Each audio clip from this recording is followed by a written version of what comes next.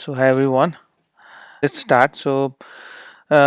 Obviously, I was looking for this session for long, around a week, and I just wanted to. Obviously, I open up a channel also on WhatsApp to get everyone connected and then move further. Because what I see is like cloud as a computing is disrupting in the way that there are multiple clouds are coming up, and we have to see, and as a architect, as a technologist, we have to verify and see that how we are going to uh, handle the next gen of software or the solution that we deliver in the cloud. Cloud is no more, it's just a another source of tool or a platform where we deliver software for our client, but it's more better can be understood as commodity, something like a share market where things and technologies are moving in a way that we should be within a year or two, or maybe the days are not far when we will see that based on the pricing, either a software is automating the lift and shift from one cloud to another, and the VMs and the compute and the functions are being priced every second and minute, and that and there is a uh, obviously a race on who is going to lower the price for when we can do it. Obviously, we do it through for big data system and other. We do it through spot instances which are there to work on, but it will become more real with the days to come. Uh, I was in the meanwhile, when obviously I have worked in the past with Azure, AWS, Google Cloud. But in the meanwhile, while exploration, I tried exploring Alibaba Cloud, and I see it's one of the niche, going to be a niche challenger. I would not say still it's a challenger. Obviously, it has a is a huge market proposition, but if you talk about the features, the capability that it gives, I was really amazed when I tried logging in and try to uh, uh, get into a first kind of my dotting hand on Alibaba, and it was really a different experience that it gave me than what I use with either AWS console or Azure portal or Azure console, or either in the GCP. If I talk about me, many of you know me. Many of you may be not knowing me much. I am an inventor in the sense that I have been a researcher in the past, and I have been the inventing team for many of the product, and they were mostly in premises, meant for rural India, and a lot of other product. I work in different companies, Microsoft in the past, American Express, Satyam, Royal Bank of Scotland, Publicis Sapient. Currently, I am a leader, I am a mentor and enabler. I help people to get their job done fast. Almost 17 years of direct service to the IT industry. And prior to these 17 years, I have almost 5 years when I was studying as an entrepreneur. Um, Obviously, this is my LinkedIn link. You will get it, and most of you either are mostly connected with me. So going forward, what we have done is like I have tried to create a site, the alibabacloud.com, where most of us whosoever most of the architects whosoever are trying to explore Alibaba from an independent viewpoint, from a perspective of another set of cloud in parallel to Azure, AWS, Google Cloud. uh, uh, they can share their thought in these sessions, or they can raise another session, or maybe the next session will be given by one of you, and all these recording and details can be put there. Moving further, so it is more around leading learning Alibaba Cloud platform. Basically, we need to learn more and more cloud platform to be unbiased, giving unbiased review between multiple cloud platform. If someone want to go to multiple cloud, how we can help our client and customers and company to do that. Suggest cloud value provision based on short term as well as long term perspective, while duly giving the direction based on speed. OPEX is the operational expenditure, capital expenditure, security, and vendor lock in. Work on a unique model of first cloud manifesto. So I am also trying to connect with you all to set up and write down the wording of our first cloud manifesto, that we all can go and sign it, so that it becomes more standardized in terms of how we propose to the client, and becomes little easy, because we are a group of experienced architect, solution architect, enterprise architect, and technology architect working uh, a lot. I have worked a lot in the cloud, and we are still experiencing it.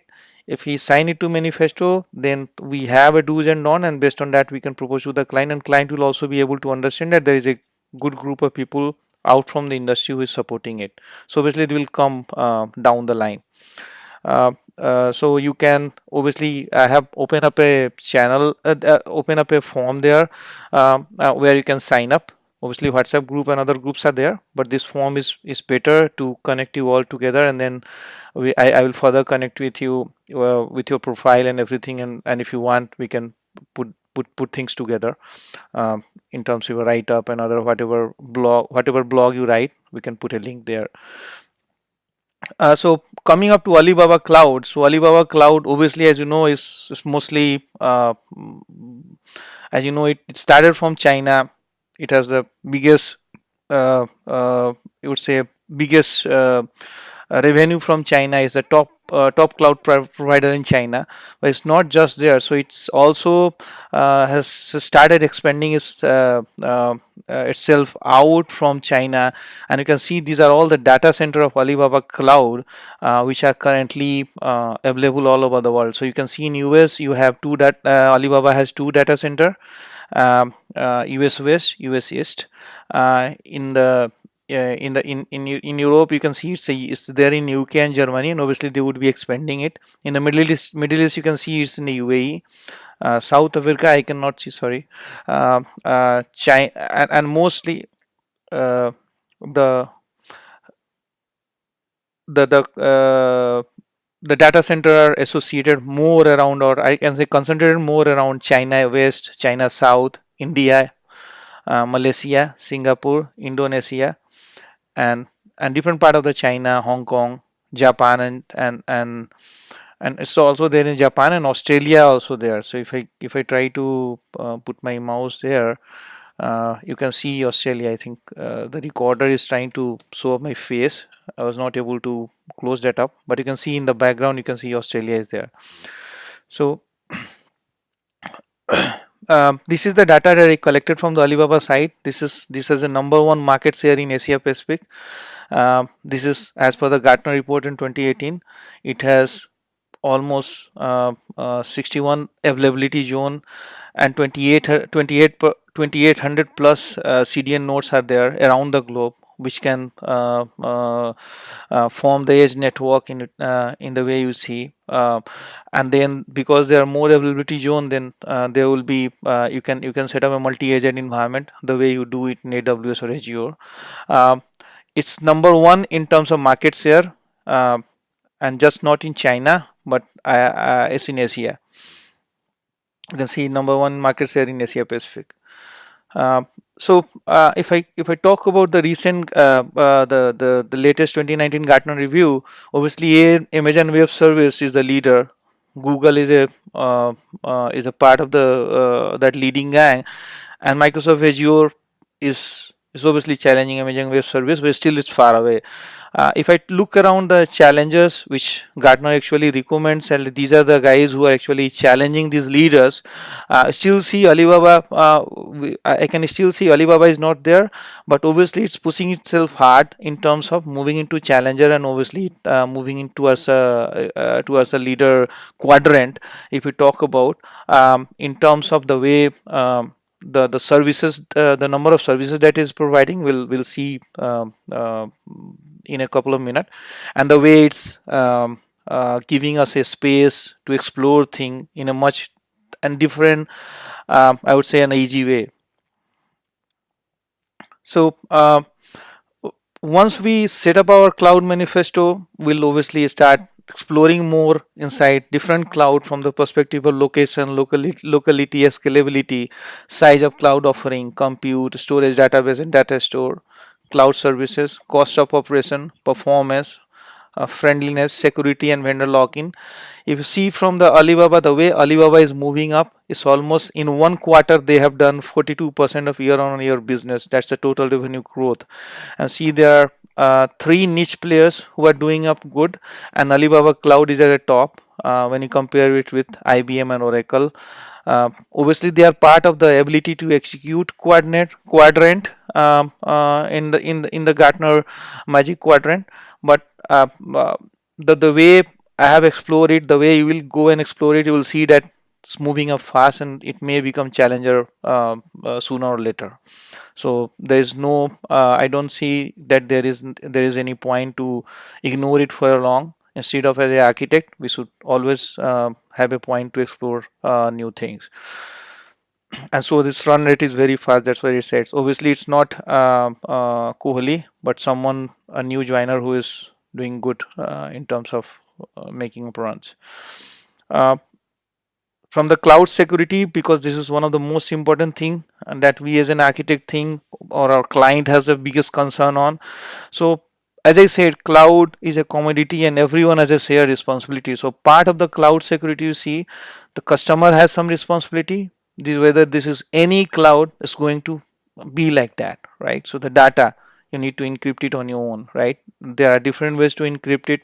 One is that either you bring your own key, or you encrypt the data on premises, move the data on the cloud, or you write code in a way that all the data get encrypted. Even the cloud provider does not know the keys. You trust the cloud provider, you provide the key, or get the key directly from the cloud provider and work with it. Application, obviously you have to make sure that your SSO and everything is correct. Your role and rule based authentication is correct. VMs, you have to understand the security is mostly password driven, and the way your VM is configured is important. Your virtual network is another point of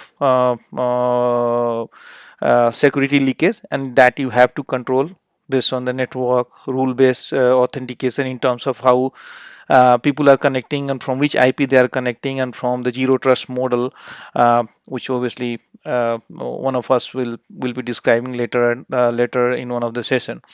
So if we talk about Alibaba Cloud, either if I put Alibaba Cloud here, I put Azure there, or AWS there, the authentication, authorization, and auditing remains the same. Like these are the areas where the cloud provider has the biggest work to do. So resource abstraction and management, obviously ECS is Elastic Compute Service, is the same as so obviously in AWS you see ECS is Elastic Container Service, but here is little confusing. If we talk about the naming convention is almost similar as you see in other cloud, but it's Elastic Compute Service and mostly VMs and everything is connected. RDS is same as you compare with AWS. So RDS is also the relational database system here, as it has a almost similar model as AWS. I would not say Azure, but as AWS. So it has like you can host NoSQL database, you can host SQL Server, a different version of SQL Server, you can host Postgres, and you can also host their custom DB, Polar DB they have called, and that you can consider something like Aurora DB, so which is based on CQRS system. Then OSS, Max Compute is more deep work. Uh, Apsara distributed OS. So mostly these type of services, they have come up with a name called Apsara. Obviously that's pretty looks like Indian name. I still have to explore it. What is the reason to call it Apsara? But maybe there would be something. I haven't explored it. If you get something, we'll open up a quiz and you can give us and more enlighten us on in that area. Physical infrastructure, obviously that's part of the Alibaba Cloud to manage that out and understand that they will handle our security when the computers and networks are there in the data center. So computing, storage, and networking. Similarly, their global infrastructure is caged, is already managed by Alibaba, and that's their responsibility to manage it out. So there would be no barge and leakage from there. So backbone network, availability zone, and the regions. If I talk about the certification, they have got a pretty good certification in terms of compliance.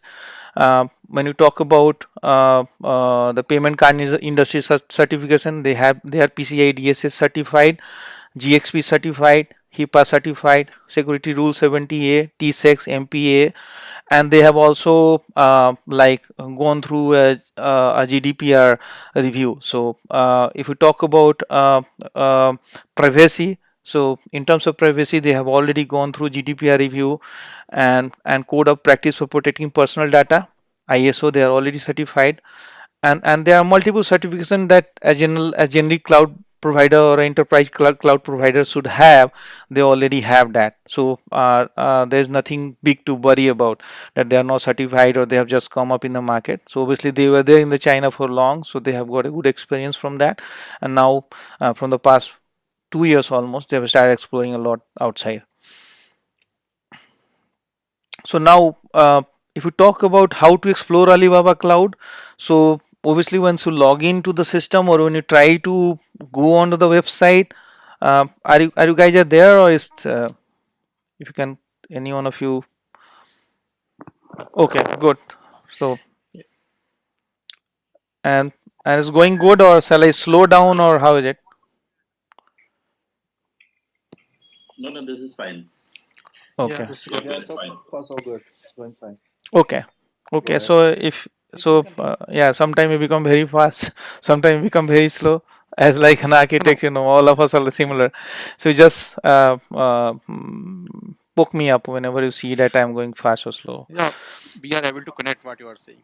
Okay, that's good. Thank you. So, so if you see, if you go on the Alibaba website, I will take you to that in a minute. Once the slides are over, so you'll see they will be prompting you for a free trial account. If you are a corporate or institution, you will have more like for I think to more than $2,500 of free account, and there are multiple trial product that you can use and you can explore. So, so you see individual and the enterprise. There are two areas that you can think of. So I tried. So this is more around ECS, Elastic Compute Services. I tried exploring around databases. So they are mostly 1 month free kind of things, or in the 750 hours means 1 month free. If you can go on mute, I think I'm getting echo. Sorry for that. Similarly, you have got a .tech domain name free. I don't know if you need to buy a .tech domain name for a year. It's free. You can go there and buy it out. Content moderation is there, where image and video moderation service you can apply. You can take it for free. Developer after sales support plan is there. Object storage service, which is more around, you see, uh, uh, uh, what do you say, the containers in our Azure and S3 in the AWS world. Database for MongoDB is 1 month free. You can create a database of MongoDB and you can use it anytime. So maybe for the 1 month you explore AppSaraDB, maybe PostgreSQL or MySQL. I haven't seen SQL Server free. It's little costly here. Um, uh, I still need to explore a little on that. But load balancer is one thing which is very important, which is very costly when you support a VM or you want to set up a multi-agent environment. But it's almost 1 month free and you get some $5 or $10 coupon when you try to set that up. And obviously it's a 50 plus GB of downstream traffic. So unless and until you are in the dev and testing mode, it's too much that you will be able to consume it. Similarly, if I explore more around the object storage service or the storage kind of thing, 100 GB standard of storage is almost free uh, for maybe a month or a year. Table storage, a fully managed NoSQL database service. So maybe almost similar to a storage kind of activity, the way we do with the table store in Azure. As a part of when you set up the containers. Network attached storage is NAS. It's almost 500 GB, and that's also 1 month free. API gateway is free, and you get 1 million calls per month for 1 year. That's free. If it goes beyond that, charge would be there. I think it's nominal. I explore a little. Enterprise email is free. It's almost 1 month use of standard edition. And similarly, the enterprise email advanced, there are two services. Still need to explore a little more here. uh, Container services. So container is a little tricky thing anywhere. I was trying to set up a Kubernetes service. Obviously the service itself is free, but when you try to set up a Kubernetes cluster, you need to at least commit for 3 VM initially, at least of 2 core, and they would cost you a little, not much.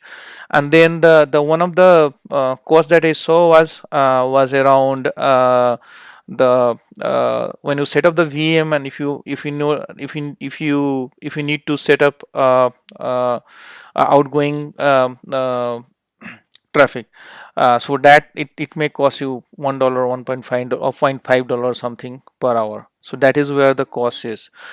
Container registry service is free. I was able to register my containers there, but obviously to run them, either you need to have a ECS instance where you run where you install Docker and then play with it, or you apply to play with container service. But be aware, if you go into the container service, it says that the service is like being retired, and container service is the only way to go. So that is where I think they may be thinking something new around that, or a new easy way to help people to connect, because in Azure it's very easy to set up a container. Either in AWS it's easy to set up a container, and for a person like us, individually, you don't need to go and set up the complete Kubernetes cluster, because Kubernetes cluster is good for from a corporate perspective. But as an individual, if you need to explore more around some of the jobs, or a batch application, or even a web application, you would prefer something where you can freely host a single or 2 or 3 container and you can play with it. So for that to play with, it becomes a little not much difficult, but obviously we'll have to be aware that you have to set up your Kubernetes cluster and shut it down when you are not using it. Auto scaling is there, and it's almost free, but obviously when you auto scale it, the ECS would start getting charged, because you are obviously adding up machines. Anti-DDoS is attack is free, and that's great. I can see that many of the cloud provider, it charges, they charge it for, and for some of the things they do it free. Server guard is there. VPC, obviously setting up the VPC is free in most of the cloud platform, I can see. But when you start playing with the network, the traffic and the calls and the connectivity, obviously that is chargeable.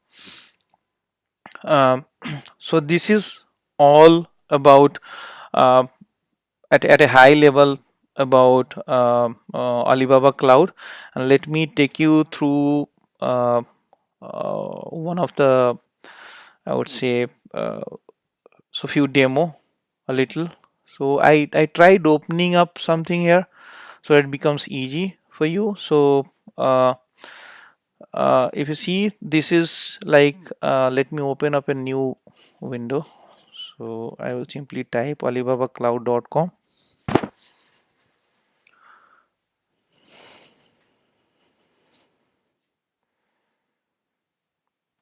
You guys are able to see my screen, right? Hello. Yes, we Yes. can see. Okay, okay, good. Yeah, so you see, this is the cloud platform. One of the I think that's a problem, and then I think many people who had worked mostly for a client in China, for them it may be easy thing, but for us, even if you set up English, sometime the Chinese language may come up. I think they will have to improve a little later on somewhere, because when more and more customer comes in, understanding their own local language, local dialect and understanding, they will have to be more versatile in terms of their portal, the way it's being set up. So the portal is set up in the way current CMS are set up, where it's a multilingual portal, but maybe they may have to go a little different way to make it more usable. So you see, Anthony, can you open this list once again? which one? The This one? multilingual, no multilingual. Yeah. Yeah, see, So one. the fact why Francis and Dutch, Yeah. uh, um, because if you look at the reach of this Hmm. Alibaba, they are more into the eastern world like Australia, India, Indonesia, Malaysia. Hmm. So that will be interesting thought to discuss sometime why they have provided the support for Dutch and I think French. I think they are expanding, right? So I show you the data center here. Now they are expanding. I think here's the slide, right? So I show you this is the first page. If we go here, so now if we talk about the data center, is there. So now they have set up two data center in US, where sorry, UK and Germany, right? So and that's why they must be Mhm. supporting most of the European region from there. Germany is comes into the complete EU zone, right? So they can serve most of the EU client, and UK obviously considering Brexit and other, they have set up another data center in Mhm. UK. So maybe that. Mhm. So obviously they are expanding themselves very fast, and that may be the region that they are continuously supporting new languages, new zone, new areas. So that's why that is where it seems promising to for us as an architect to explore it in a little more deeper way than what we understand it from a high level. So obviously you will see more languages coming up in soon. If we talk about products, the product you see is a niche kind of product, and most of the product that you see in other cloud space, it's almost there. It's not like AWS, where the number of product and services are more than 1,000 now. I think 3,000 plus. Either in Azure is there, but it's also huge. Here also you see a lot of elastic compute services there. There are different way of services to handle it out. Container service is something I was trying to explore, but I see that all the path goes to the Kubernetes cluster. What I understood, maybe there would be servicing issues, so I will re-explore, and maybe in the coming session I will explore you around that. If there is a easy way to set up container as like in other cloud provider, but the one of the easy way is that you get a free elastic compute service for a year and then play with it. Container service for Kubernetes is there, where I already explained, and we'll go through a hands-on session on that. Elastic container instances are there. Container registry, this is like Docker container registry. You can bring up your containers from Docker registry or any other AWS registry, and then you can push it up back to the to Alibaba Cloud registry. If you and obviously you will need it when you try to host something in their domain or space. Or even if you need to standardize it, you can put it in the single place. Function compute is something similar to Lambda and Azure function. It's also free. They go take you through a sign up page, and then you can play with it. We'll go through it separately by playing and building some app around. Resource orchestration services more around operation and management. Auto scaling is there. The ways they are in either in EC2 or in Azure you do. When you have to play with blue green deployment, or when you have to play with the load, you can play with it easily, in the same way as you do it. You can also code it the way you code it in the AWS or Azure. You can use uh, what do you say the customized template provided by HashiCorp for anyone to play with all these services from a single point of setup. Supercomputing cluster. This is what I'm seeing. I have still this is recently come up. I have seen it, and this seems very exciting in terms of. But obviously, where now AWS has started hosting. Sorry, Azure has started hosting. Or say quantum computing clusters, and for experimentation, we'll have to see how one can use supercomputing cluster, and where the quantum computing cluster can be used. Elastic high performance computing, dedicated host, simple application server. Uh, it's almost the name is almost similar, so you will not find any much difficulty. This is bare metal instance is now getting popular. It's almost in the older way, the way we used to set up our data center with a bare metal. But I think you can provision it very fast. There are bare metal, and then you can play with it, and then you can have your own VM, and you can manage on your own network. Uh, virtual private cloud, private zone, uh, VPN gateway, smart access gateway, express connect, similar to express route in Azure, or the way you do it in AWS. Server load balancer, elastic IP, NAT gateway. And NAT gateway, I was talking about, this chargeable. So this is chargeable. And most of the time when you try to set up your virtual private cloud, mostly in the complex environment like in the Kubernetes cluster, uh, you will have to pay for NAT gateway, and that is where it charges you a little, not much, but still, uh, it just it will pinch you a little if you are doing it personally or for a demo or something like that. Data transfer plan is But there. then that gateway is chargeable in Azure as well as AWS also. Yeah, it's chargeable anywhere. The cost is also less. But from a demo perspective, just I wanted to say that obviously anywhere is there, it's chargeable. But when we all are together, we are the part of the Alibaba Cloud. We'll obviously request them that if we have to demo to the client, demo to someone else, we need something a little free for at least a group of people who can at least demo and make more people understand their platform better, because then it become easy for people to understand, comment, and independently recommend that whether this solution is okay, or this provider is better for this service, or that provider is better in terms of cost and all the parameters, a different perspective and viewpoint. Storage, almost similar. Object storage service, network attached storage there, data transport is there, hybrid cloud storage array. This is great. This is, I think, new kind of thought they have put in. We'll go through it in our next session. Cloud storage gateway, and then there is a hybrid backup recovery also. So considering this everything in mind, the way I was talking about hybrid cloud or multi-cloud, someone is thinking there in that area, that how better people can use AWS. This one, are you still there? Looks like it will. Oh, Nitin is trying to apply a remote control. Maybe accidentally you would have set it. Uh, so uh, let's go into. Obviously, we'll go through all this detail. They have a niche marketplace where you can get SQL Server, the VM copy, the way we do it in other platform, and a lot of things. Let it load. In the meanwhile, I will take you through uh, few of the console that I tried using it. So Elastic Compute Service is, again, the login is similar. You log in and then you have a billing management where you have to connect to your Paytm. Initially, you don't need to pay or add your credit card first. You can do it on your own. uh, Simply attach your connect to your Paytm account, and then solve. You don't have to recharge or keep it charged always. But obviously, cloud, the way it builds, it's almost like Ola or Uber. You will have to keep on looking in the billing management, or put alert. Everything you can put here. Also, you can set up alert and everything. Elastic Compute Service.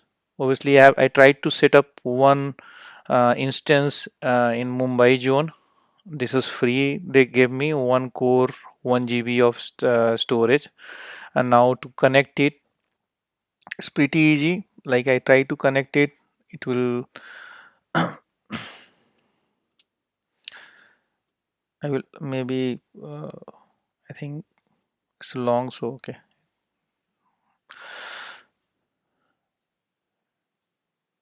So it should ask me for the VNC password. Once there, it will open up a console in this window only, and then I can simply type it and play with my Ubuntu VM. So it asks me for a VNC password. This password I have to pay, and obviously the way we do with SSH, that is there. We'll have to generate the key and org, and then I came here.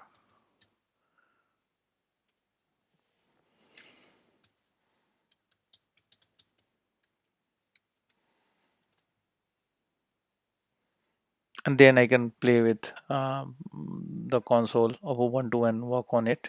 Or you can play with putty, anything you can generate here. Keep your name is, you will have to generate. I haven't generated it yet.